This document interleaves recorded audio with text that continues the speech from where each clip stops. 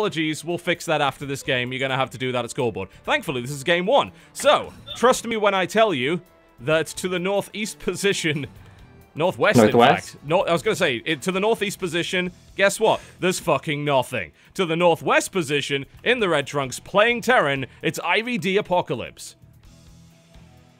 Versus his opponent to the southeast position, the team Cooler Master Storm. In the blue trunks, playing Terran, CM Storm Polt. Will be interesting to see. We had, I should have had Q. I feel bad. I had QXC casting yesterday. I probably should have had him today. I don't think there were any for the TVT. Sure. Yeah. Yeah, especially for a TVT at this level. Definitely. There's so much stuff that goes on here between the gas timings and whatnot. Like this gas that Polt is putting down before Rex is probably indicative of like an earlier factory and could be some crazy shit. But I don't know exactly because I'm not familiar with all the earlier TVT builds. There's definitely a few. It could be, there's a potential for a Widowmine drop, particularly with the buff Widowmine. It is probably Banshee, especially on King Sejong, simply due to the positioning of the natural expansion. It's very vulnerable to Banshee harass from that sort of void space to the southeast position of it. So it's probably Banshee. Like, that's generally a safe bet, but there are a couple of other TVT openings that can work. As I say, probably drop or possibly Hellion Elevator play. All of these are possible, but I'd put money on Banshee at this point.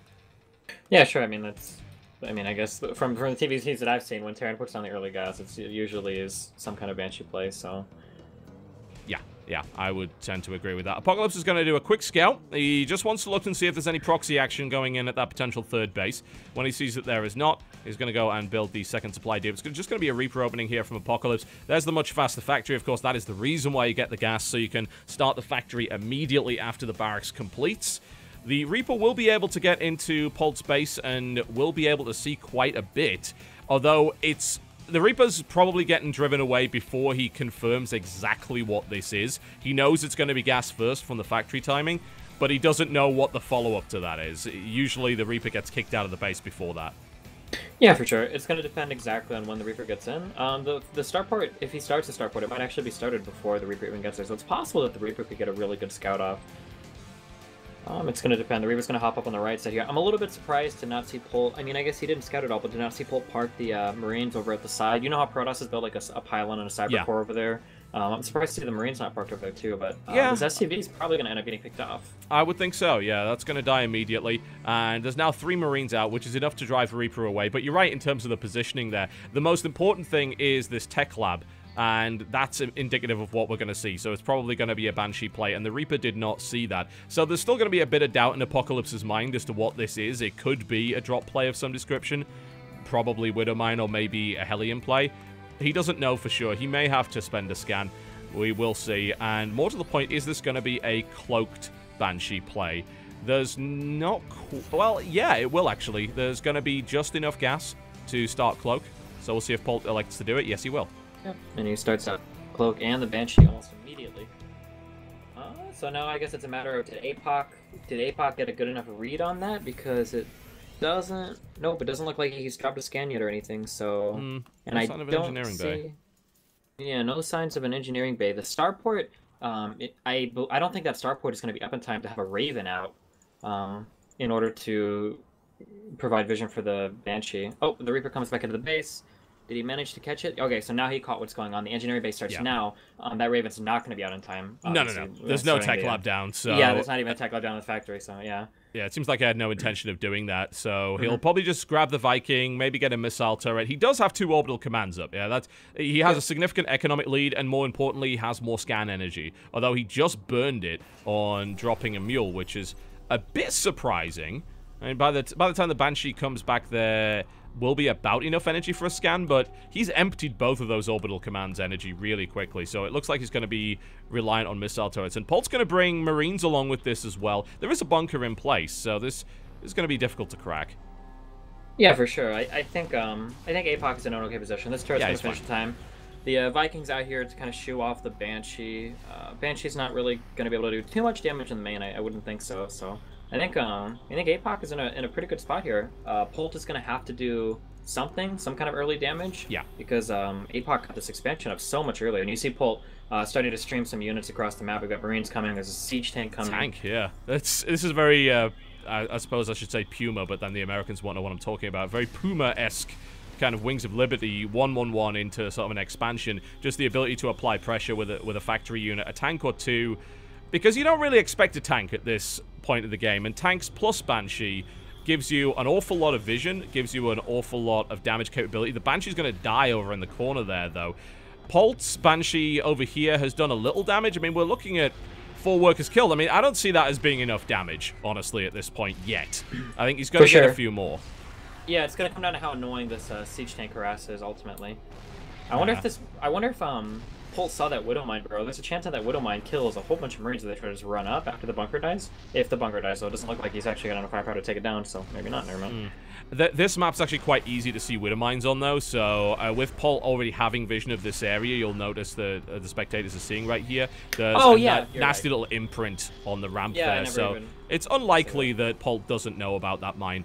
And I think he's just going to back off now, and there's the counter Banshee play from Apocalypse, which is great, because Polt was absolutely not prepared for that, and the one match where Polt does not build a Polt Viking, he's getting punished for it. He loses a couple of SCVs, he's going to lose a third here. Already Apocalypse kind of doing more with this uncloaked Banshee than Polt was ever able to do with his 2 cloaked Banshees, so this was a great start for Apocalypse. Polt looking uncharacteristically, I don't know, I mean, it was a very aggressive build, expecting to catch Apocalypse off guard, but Apocalypse played it safe, and he's reaping the rewards of it.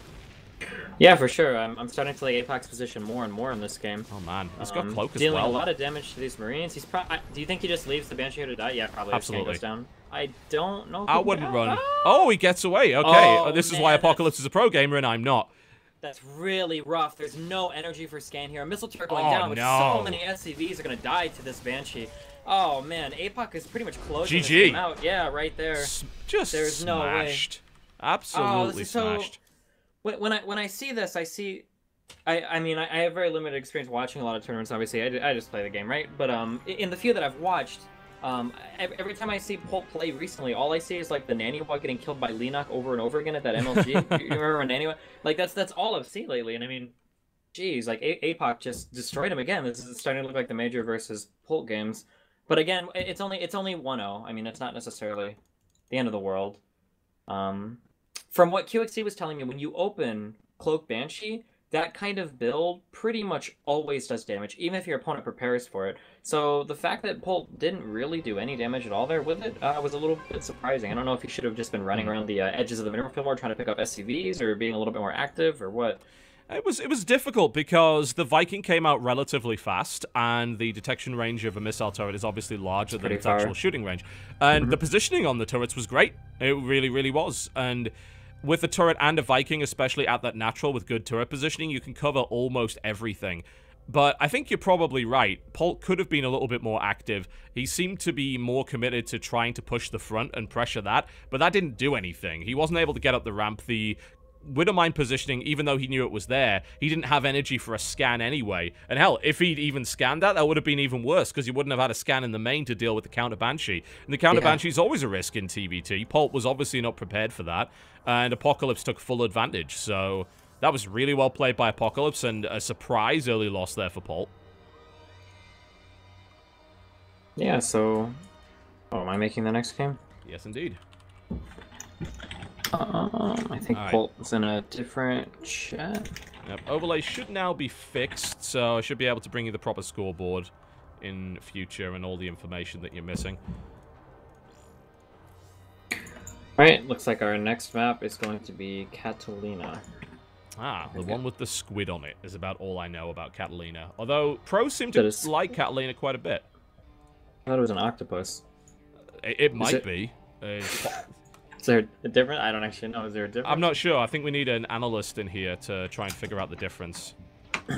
Unfortunately, I'm only Gold League when it comes to octopus recognition. Alright, is the game up? Yeah, I'm inviting in the players. Cool. And I think... Oh, yes, I also have a...